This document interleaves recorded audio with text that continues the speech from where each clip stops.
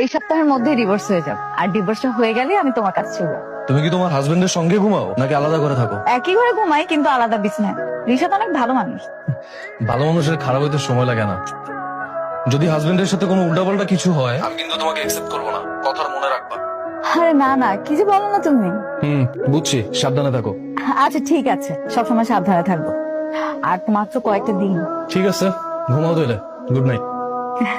Okay, good night, I love you. কি হয়েছে দেখি? হাত কেটে গেছে। আচ্ছা আমি বরফ নিয়ে আসছি।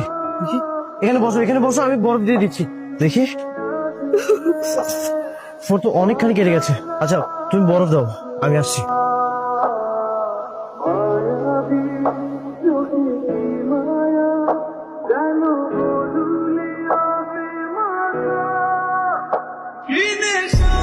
দেখছো তোমার হাজবেন্ড কিভাবে তাকিয়ে আছে? মনে হচ্ছে তো রাগ করতেছে। আরে না না, রাগ করবে কেন?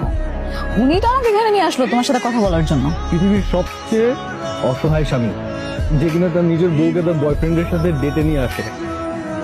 এইভাবে বলছো কেন? লোকটা আসলে অনেক ভালো মানুষ, তা না হলে নিয়ে আসতো বলো। হ্যাঁ মা, কোথায় তুই? আমি এই তো একটু বাইরে। বৌমা কোথায়?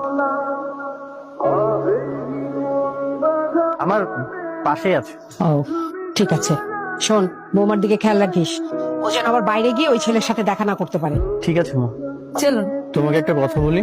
জি বলুন। আমাদের ডিভোর্স হওয়ার আগ পর্যন্ত তুমি তোমার বয়ফ্রেন্ডের সাথে হাত ধরাধরি, খাইয়ে দেওয়া এগুলো করো না। আর কিছুদিনের মধ্যেই তো আমাদের ডিভোর্সটা হয়ে যাবে। এই তো 2 দিন বা 3 দিন, এগুলো না করলে খুশি হব আপনি কি জেলাস? আপনার হিংসা হচ্ছে তাই না? না। এমনি বললাম, ডিভোর্স হয়ে যাওয়ার পরে যা ইচ্ছা করো, কোনো সমস্যা নেই। আম সরি, আপনি কি রাগ করলেন? তুমি এত রাতে ছাদে? আপনাকে দেখতে আসলাম। আচ্ছা আপনি কি এখন আমার উপর রাগ করে আছেন? রাগ করবো কেন?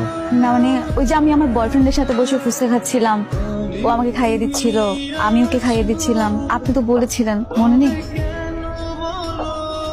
ভালো কথা, উকিল ফোন দিয়েছিল, আগামীকাল যেতে বলেছে, আমাদের ডিভোর্স হয়ে যাবে। ঠিক আছে। কাল আমি নয়নকে বিয়ে করছি। আপনি কি আমাদের বিয়েতে থাকবেন? না। আপনি কি আমাকে মিস করবেন? আপনার চেহারা দেখে মনে হচ্ছে আমি চলে যাবো, এটা শুনে আপনি খুব কষ্ট পেয়েছেন। আমি কেন কষ্ট পাবো? আমি তো তোমার ভালোবাসার মানুষের কাছে পৌঁছে দেওয়ার ব্যবস্থা করলাম। তা ঠিক, আমি আপনার কথা সারা জীবন মনে রাখবো। আপনি অনেক ভালো মানুষ। আগামীকাল চলে যাচ্ছ?